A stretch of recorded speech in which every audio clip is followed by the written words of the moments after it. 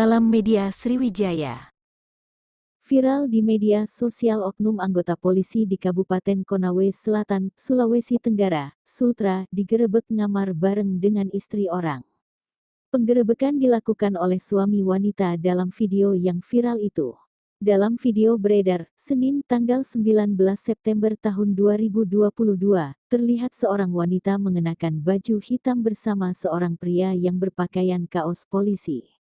Mereka disebut baru saja keluar dari kamar kos. Terdengar pria yang merekam video itu mengatakan anggota polisi yang diduga selingkuh dengan istrinya bertugas di Polsek Moramo, Kabupaten Konawe Selatan, Sultra.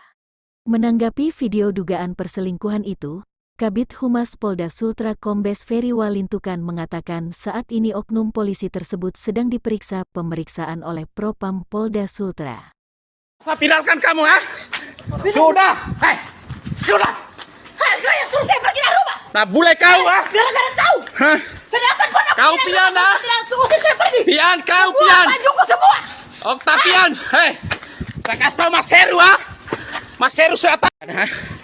Asik bermalam minggu ya di kos dengan Asmawati. Saya tidak pergi ke malam minggu. Saya tidak Ini sama. Bakunai. Dia bakunai di kosnya, ha? Bakunai. Pasangan selingkuh. Hah? Ini pasangan selingkuh ini. Kau Ini ya. Ini polisi namanya Oktavian. Hah? Tugas di Polsek.